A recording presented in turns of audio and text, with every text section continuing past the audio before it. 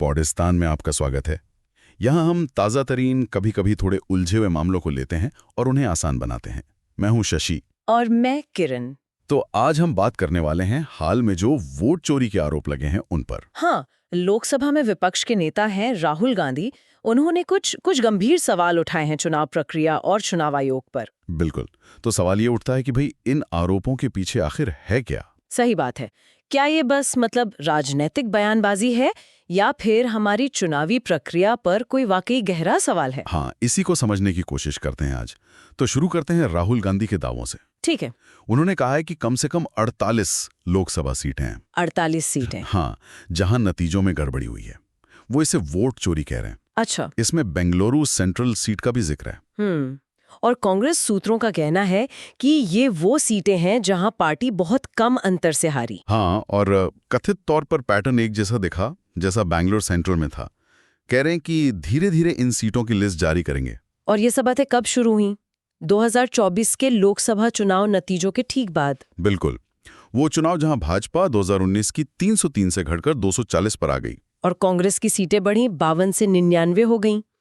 तो माहौल तो बदला ही था। हाँ, माहौल बदला हुआ था। और मामला सिर्फ इन 48 सीटों का नहीं है ना? नहीं, बिल्कुल नहीं।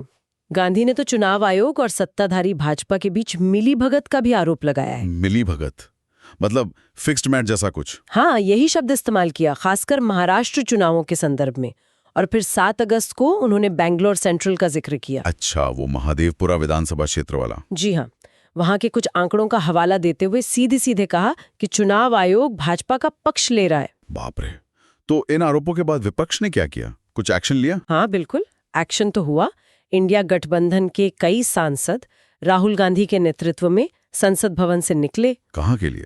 चुनाव आयोग के दफ्तर की तरफ मार्च करने। प्रियंका गांधी, अखिलेश यादव, महुआ मोइत्रा, कई बड़े नेता थे। लेकिन शायद उन्हें रोक दिया गया था। हाँ, दिल्ली पुलिस ने रोक दिया, कहा कि मार्च की इजाजत नहीं ली गई थी। हमने तस्वीरें देखी थी, अखिलेश यादव बैरिकेड पे चढ़ने की कोशिश कर रहे थे। हाँ, वो कह रहे थे कि जनता का वोट बचाने जा रहे हैं चुनाव आयोग।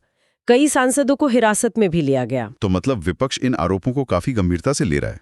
लगता तो यही है, लेकिन इस कहानी का दूसरा पहलू भी है। हाँ, चुनाव आयोग का पक्ष। उन्होंने क्या कहा? चुनाव आयोग ने तो इन वोट चोरी के आरोपों को सिरे से खारिज कर दिया है। सिरे से खारिज? बिल्कुल। कहा है कि ये दावे तथ्यों से एकदम परे हैं, पूरी तरह गलत है। अच्छा। सिर्फ खारिज किया या कुछ सफाई भी दी? नहीं, सिर्फ खारिज नहीं किया, बाकायदा एक फैक्ट चेक जारी किया है। अच्छा। खासकर बिहार में जो मतदाता सूची संशोधन की प्रक्रिया थी, SIR जिसे कहते हैं। हाँ, उस पर सवाल उठे थे। जी, आयोग का कहना है कि वो पूरी पारदर्शिता के साथ हुई और इसके सबूत में उन्होंने दस्तावेज भी दिए हैं। दस्तावेज? हाँ, और यहाँ तक कि उस प्रक्रिया में शामिल रहे राजनीतिक दलों के प्रतिनिधियों के वीडियो बयान भी जारी किए हैं, जैसे RJD, कांग्रेस, CPI के लोग। अच्छा, मतलब वो अपनी प्रक्रिया की पारदर्शिता पर बहुत जोर दे रहे हैं। बिल्कुल। उनका यही कहना है कि उन्होंने राजनीतिक दलों के साथ बैठकें की, उनकी डेली बुलेटिन भी सबके लिए उपलब्ध हैं, और उनका मानना है कि एक साफ सुथरी मतदाता सूची ही लोकतंत्र को मजबूत करती है।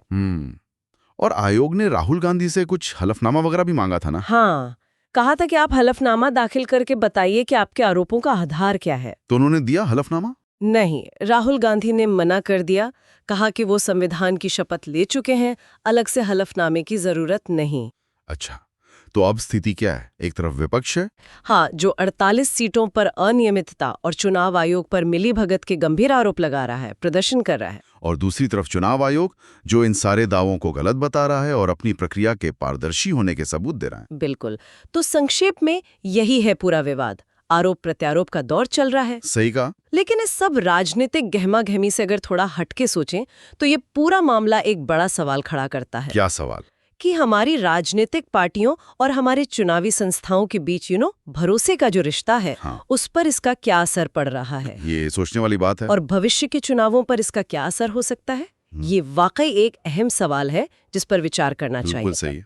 तो आज के इस विश्लेषण पर आपकी क्या राय है? हमें नीचे कमेंट्स में जरूर बताइए। और हाँ, ऐसी ही और जानकारी भरी चर्चाओं के लिए पॉडिस्तान के YouTube चैनल को सब्सक्राइब करना न भूलें। आप चाहें तो भविष्य के एपिसोड्स के लिए हमें विषय भी सुझा सकते हैं। आज के लिए बस इतना ही। सुनने के लिए धन्यवाद।